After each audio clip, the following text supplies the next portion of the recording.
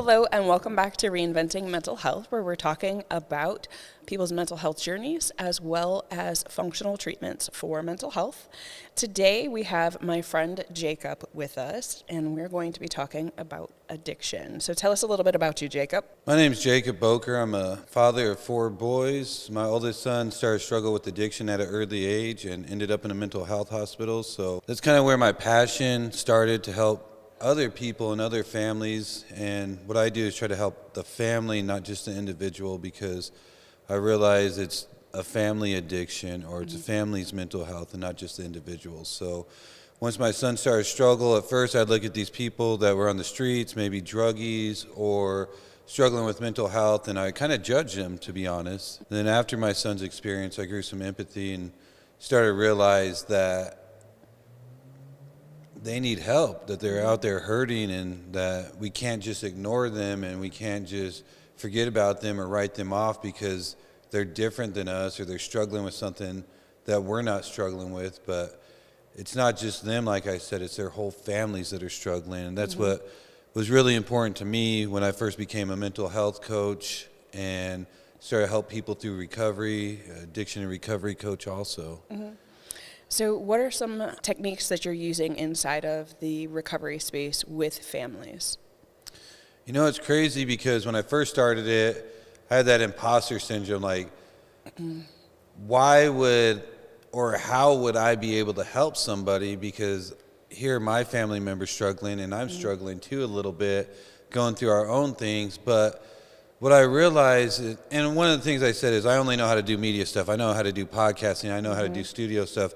How's that even be like relevant in the industry? But what I realized is sometimes I'd sit there with the family and try to have a conversation, and they wouldn't really receive what I was telling them, even though a lot of it was just repeating what they had told me. So I'm like, all right, I'm kind of just saying, based off of what you just said, I feel like this may be going on. But they wouldn't want to receive that because they felt offended, or that I was saying something negative, or I was saying that there's something wrong with them, where I wasn't saying that at all.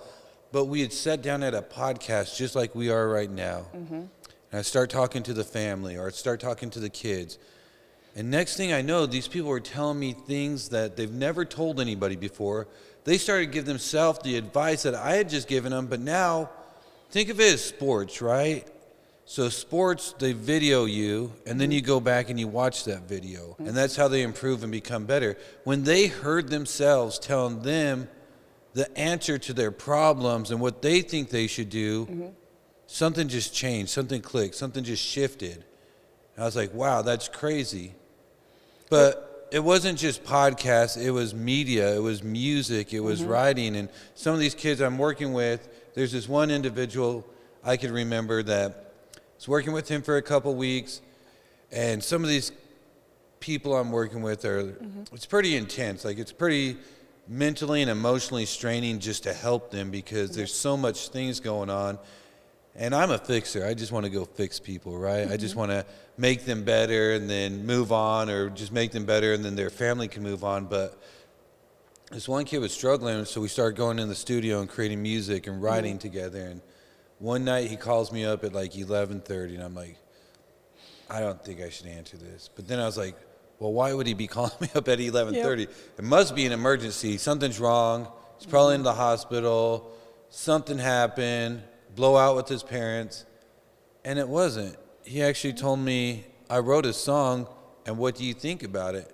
Cool. And right there he starts singing it, and I'm like, what is going on right now? Like, is this actually happening? But it almost made me cry. But there's another aspect to it also, that sometimes I'll be talking with the kids or the family members or the younger ones, or the person struggling with the mental health or addiction, and they'll start opening up and telling me stuff, and then I'll send it to their parents later, and their parents call me up crying and saying, you know what, Jacob, I never realized that they even went through that. I never realized that they were struggling with that. I never realized that they even thought that way, or that something I did when they were younger affected them so much. And the crazy thing is, it helps the whole family heal. Yeah.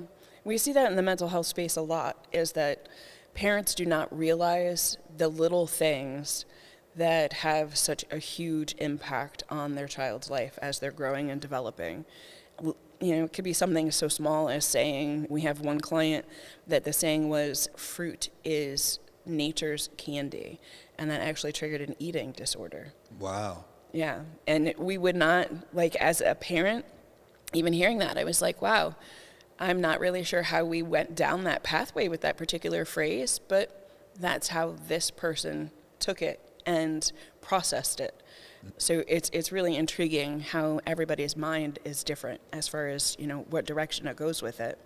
So inside of the addiction space, I love that you are doing things differently, especially with the family aspect, because so many families are left out of the equation. Yes. Even when the client goes into inpatient and they say that the family is having meetings with the counseling center, most of the families that we talk to don't feel like they're getting anything from those. And there's not real communication. Yeah.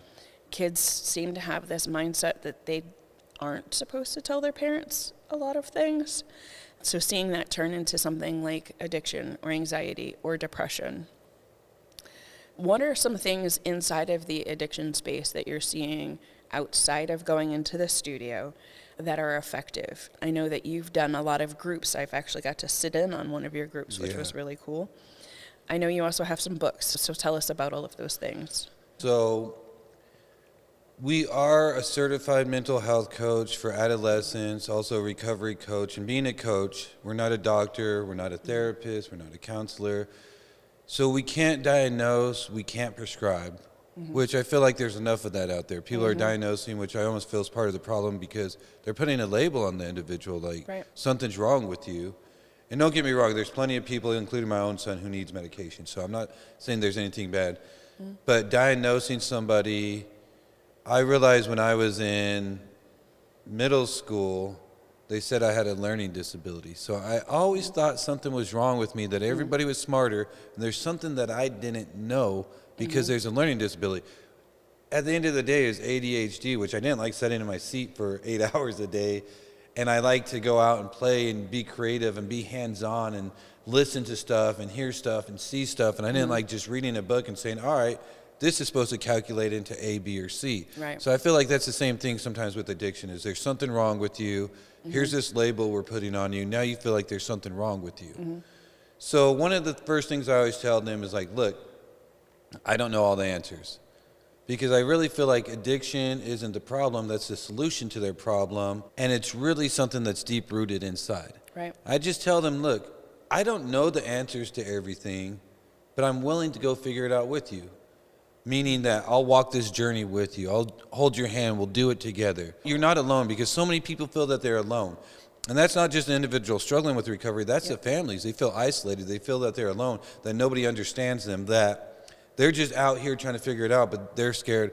It's just like an addict, right? You don't want to go tell somebody about all your stuff, or you don't want to tell your parent about the things that you experience. Well, that's the same thing with these families. They don't want to tell their friends, their coworkers. They don't want to tell the people around them, which I always say it's hard to help something that you hide. It's hard to heal something that you hide, because you're not getting the help that's out there for you, or you're not reaching out to the people that you normally would, because you don't want the people to think something about you or your kid or your family. Because even as a dad with a kid struggling with mental health and addiction, when you tell people, you automatically, nobody has to say anything, but you automatically feel like they're judging you, and that the mental health must have came from you, because I could see how Jacob's crazy once in a while, or I could see where he probably did this and that's what, caused his kid to be an addict. And I'm like, that's not true, but so many people think that and feel it. So the first thing I always tell them is, I don't know the answers, but I'll figure it out with you. What I tell the individual struggling is, do you want my help? That's the first thing I do. Because too often somebody's telling them that you need to do this, that you need to do that you have to do this. Everybody has the answer to your problems. Nobody's willing to go walk it with you. They're just telling you what you need to do. But I always tell them, like, do you want my help? Or is this for your mom, your dad, the judge, probation? If it's for anybody else, I can't help you, because it's not for you. It's for somebody else. Until the day that you want the help, it's not going to work. It's not going to work. Exactly. So that's a lot of the things that we do. And I've gone to meetings with people. I've gone out and just hung out with people. I brought people to baseball games. I've went out to the lake with people. I mean, there's no real limit of what I won't do. It's just trying to walk through the journey with them. But the one thing is, it gives us opportunity to talk. And I realize that when we're talking, they start opening up. They feel comfortable because it's not somebody there to judge them, Right. somebody there to walk it through with them. Mm-hmm. And when you start asking them questions, it's not like, you need to do this to fix your problem. What do you think you need to do, Mary, that would help you? Right. Then when they start talking about it, they start giving themselves the answers. And the crazy thing is, it's that shift once again. Once they give themselves the answers, then it becomes effective. Yeah. Well, most people already know their answer. It's Exactly. always in the background, and that's definitely a technique that I employ in the counseling space. You know, I'll have clients who come in and they want me to tell them what they're supposed to do, and that's not my job. My response is, well, what do you think you need to be doing? And that's kind of where we shift it too, is Yep. what do you think you need to be doing, but I'll do it with you. So you're not Right. on your own, you're not by yourself, because I've heard it time after time, and that's why we kind of changed it and actually went based off that approach, because I've heard so many people tell me, well, nobody's ever shown me, nobody's ever told me, nobody's ever done it with me. You hear it all the time, like my dad used to tell me I was a loser, or I was worthless, or I couldn't do it, or I was just a druggie. And this is what everybody's always told them their whole life. But nobody said, hey, you can do it, and I'll do it with you. And I think that's the difference between what we do and what a lot of other people in the industry don't necessarily take that approach. I'm not going to say they don't do it, but a lot of them, they come in, they'll see you for an hour or two, or see you for 30 days, and then all of a sudden you're out on your own doing it again. And that's really where we want to come in. And another thing is just really working with the family. So part of the problem, like you talked about triggers earlier, right? Part of these triggers are actually from the family, from inside the house. Yep. Even if it's a good family, like sometimes they could have been too good, too strict, to where this person just felt like they can never live up to the expectation. Yep. Or there's perfectionism, to where they always thought they had to be perfect around them. Or there's all these other things to where sometimes it's just a messed up family too. But sometimes we have to work with the family, because a lot of times you could go to 30-day inpatient treatment and then you come out, but you have to go into the same environment with the same people, with the same circumstances, and then you're going to get the same back results. into it. Yep. Exactly what happens. So that's a little bit of what we try to do, and that's why I think it's important with the family. First person I ever went to help, he came in, him and his mom were talking to me, and it was getting pretty intense, all the stuff that her son was going through. And I was like, all right. I was listening to her and hearing him out, and I tried to help actually a couple people before that, but the first one I actually felt like results. So I was helping these other people before, and it's just them by themselves, and every time something went wrong, because I try to give them great advice, right? Yep. Like what they need to do, here's the solution to your problems. Guess what? Whose fault it was when it didn't go right? Yours. Even though they're the ones who didn't follow through with it, but it was my fault because I'm the one who told them. That's why I guide them to make the decision on their own, because then it's not my fault. But where I really found the result was when I sat down with the mom and the son, and I talked to them together, and I was working with him, and I worked with her, and I worked with him, and a couple weeks later, that's the crazy thing. It wasn't like months, it wasn't years. They were struggling. And now you'd think it'd take years and years and years to get help, because that's what a lot of times it takes, or at least months. It was weeks. And that kid was like a new kid. She came and told me, this is my son. This is the kid I remember. Yep. And I was like, what did I do? I didn't even do anything. I just told him that I'd walk with him, that I'd be there with him. And I worked with the mom, so she had understanding. I worked with him, so he felt like he wasn't alone, and that somebody really wanted to help him. And I had him make the decisions. And just something clicked. I was like, wow, that's the most powerful thing I've seen in a long time. And it was actually through me. And imposter syndrome again. I'm like, how did I even do that? And I'm a man of faith, so I know it was God just showing me and guiding me. But still, I was like, wow, it was the best feeling in the world. And crazy thing is, at the beginning, I talked about doing podcasts and music with them, right? So I've been doing media stuff most of my life. And there's some videos and stuff I've got millions of views on, and hundreds of thousands of comments and likes and shares. And the crazy thing is, every time I got that viral sense, you know what I wanted? What? I wanted more likes, more shares, more follows, more subs. That's all that mattered to me. And then I'm doing this interview with these kids, or an adult, or somebody struggling with mental health, and they're struggling and I get 5 views or 10 views. And I share with their mom, and their mom calls me up crying, telling me that they never understood them, that they never even knew that thing went on, and thank you so much.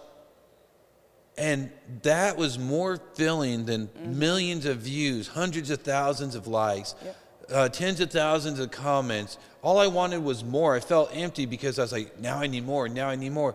But that interview that I had 0 comments, 0 likes, and maybe 10 views was the most filling thing I've ever done in my life. And it just shifted something in me. That's the thing I say a lot of times. It's like, I love helping people, but the truth of the matter is it's for a selfish reason, because every time I'm able to help somebody, I grow from it. I'm able to think outside of myself, and I have to wake up thinking, how can I help somebody else today? How can I not give him or them, but guide them to become a better version of them, which guides me to become a better version of me. And it's just an amazing feeling. So not saying that that's the only reason I'm doing it is for the feeling I get inside, but it is really fulfilling just to know that I'm helping families, that I know that I'm making a mom sleep, or helping a mom sleep that night, or a family get back together. Because some of the backstory I didn't share at the beginning is I have a 24-year-old son. I was with his mom for about 18 years, but because of his addiction and his mental health, we were broken, and something had to break, and it ended up being our relationship. And a lot of people with addiction or mental health the families end up getting divorced, or going into debt, or just struggling with their own mental health. And I realized there's so much help for these individuals, which it's not always the best help, but there's so much help for them. But the families really don't have any resources. They don't have anywhere to go. There's nobody to help guide them. And they're also hiding because they're scared, because they don't want to go talk about it. The stigma and just what people are going to say and how they're going to think of them and everything. And so I was like, just because I could help a family stay together, just because I could help a mom get sleep one night, it just feels so much better. So Jacob, what is the name of your program, your coaching program? So we do it through a ministry. It's a nonprofit. It's called Story Ministry, but the program that we have is called the Family Care Program. Okay, so how would people find you if they're interested in working with you? You could go check it out. It's called the Family Care Program. I'm sorry, thefamilycareplan.com, not program. But yeah, thefamilycareplan.com. We're on social medias. We're pretty much everywhere, on TikTok, Facebook, everywhere out there. And YouTube, you'll hear some of our podcasts that we do with everybody. So you can find us on social medias, or just go to our website, thefamilycareplan.com. And we're just really out there. We're also trying to, something new is using and integrating AI with mental health, because what I realize is we can't be there 24 hours a day, 7 days a week.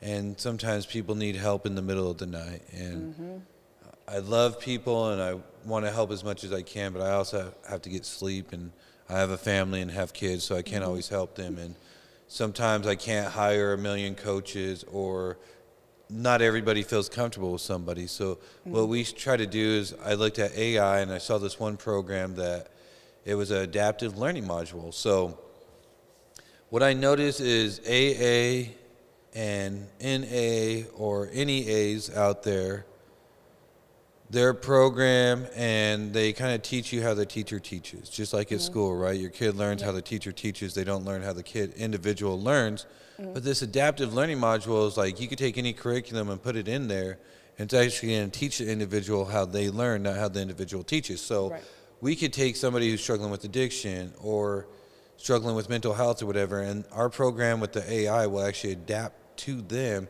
and teach them how they learn, compared to trying to teach them how I teach. So maybe the 12 steps is great, but maybe they understand it different than I do. If I'm trying to tell them they have to go down this path, which it could still be the same 12 steps, just the way that they understand. Maybe instead of just, we got to go up and hit 12 steps, maybe it's we zigzag going up the stairs or something. Or maybe we jump a step or two, or however it is. Every individual is different.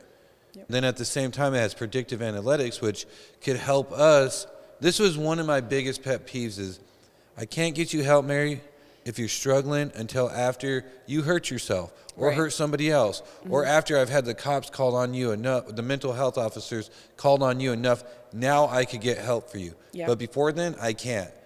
And with our system, it has a predictive analytics, so it can predict before you're at risk for relapse, before you're at risk to hurt yourself or hurt somebody else. And that's one of my favorite things about it. And then it also has a companion AI that's there for you 24 hours a day, 7 days a week.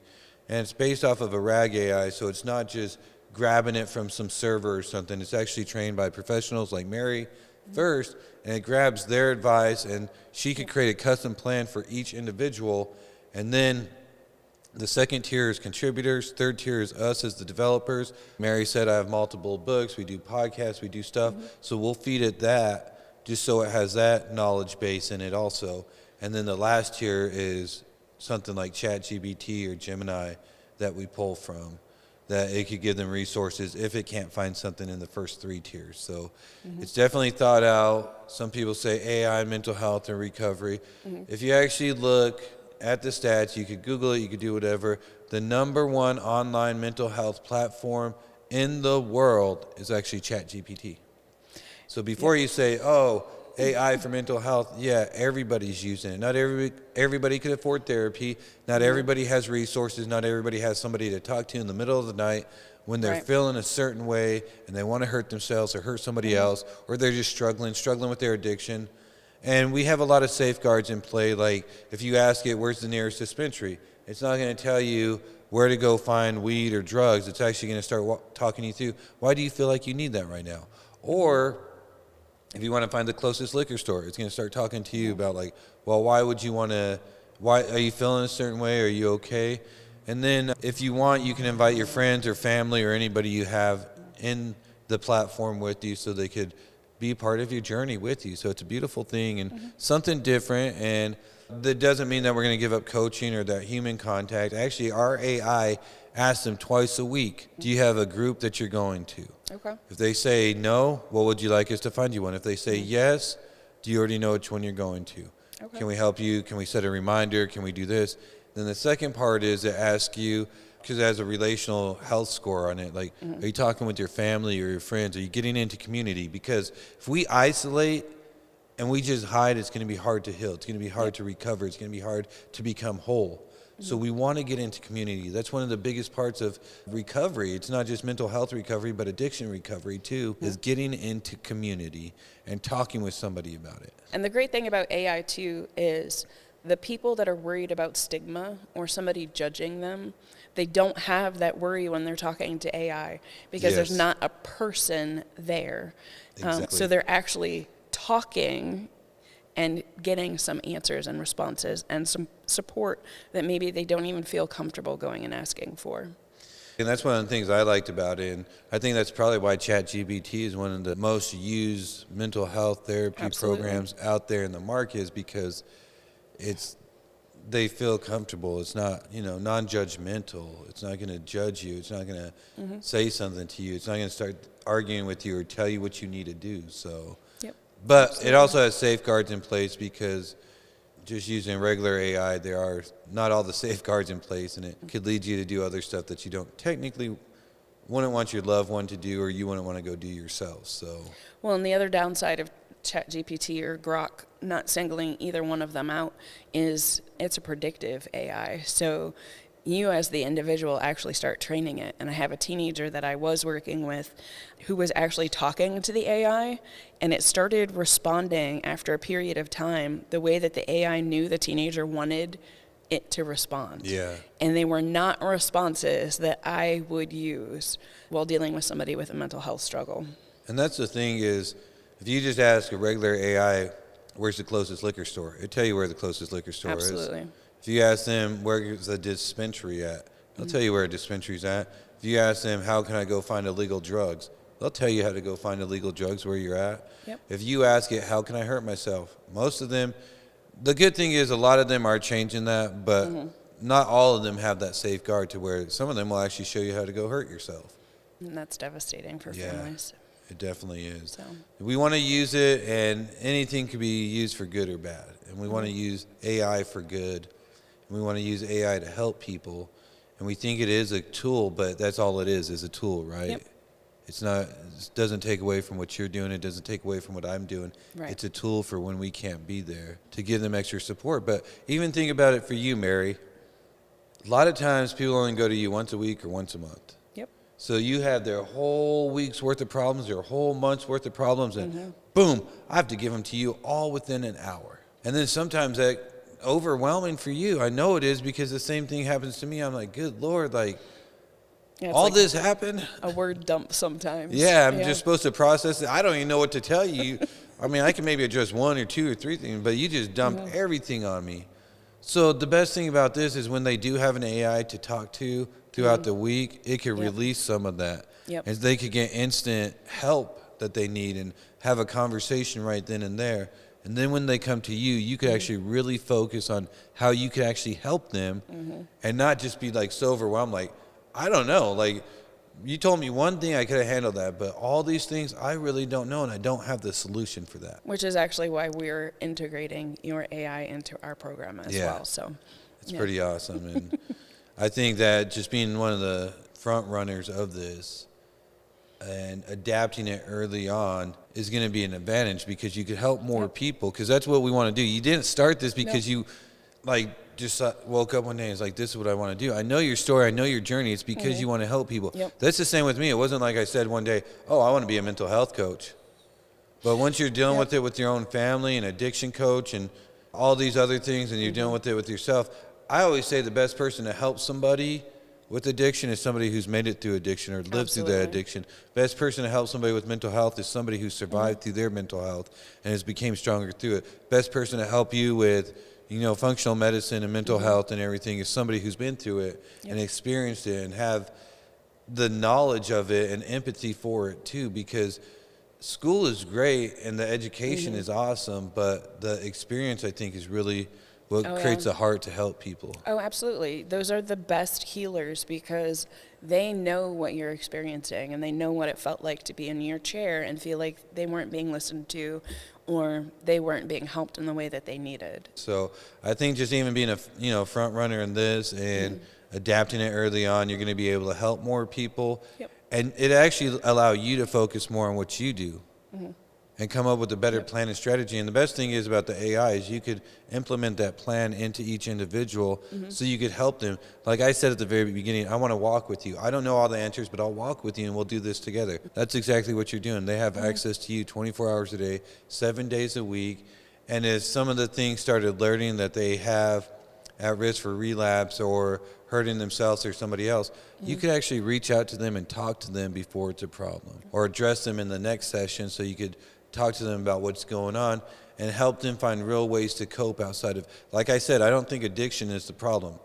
I feel like it's the solution to their problem. It's something deep rooted, and I haven't found really that many people that just said, I was just bored one day and started to do this. It's usually like, maybe it started when they were young and they're hanging out with their friends, but they didn't keep doing it because it didn't cover up something. It's like there was some hurt, there was some pain, there was something that was going on, and they didn't even know how to address it. We see that frequently in neurofeedback. People will come in and they'll say, I want to do neurofeedback for addiction, but I actually will not touch addiction with neurofeedback. I will go after the anxiety, the depression, the ADHD, whatever the symptom was that caused us to start using. That's really good. I love it.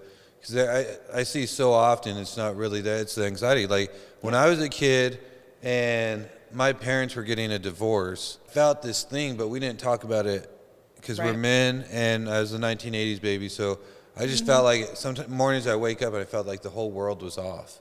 But now to find out through different things, it's just anxiety, stress, and it's all these. But yeah, we definitely would love for you guys to check us out, the Family Care Plan, but also check out what Mary Parker has, because she's doing so many cool things. And the thing I love about Mary is that she's not just prescribing pills or diagnosing you. She's working with you to try to find a solution outside of those. So I think that's awesome. And even if somebody has diagnosed you with something, I would suggest talking to her and seeing how she could help you with neurofeedback or other things. So how did they get a hold of you, Mary?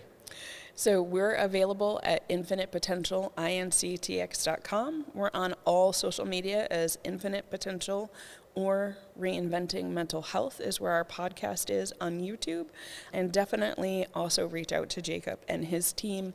I love Jacob. He has the biggest heart for the people around him. And I always refer families over to Jacob, especially if they're dealing with anything that has to do with addiction. Awesome. So thank you so much for joining me today. We've been trying to get on a podcast together, I think, for a year now. And here we are. We did it. So yay for us. Thank you for joining us on Reinventing Mental Health. Please make sure to like, share, subscribe, and follow. Hit that like button.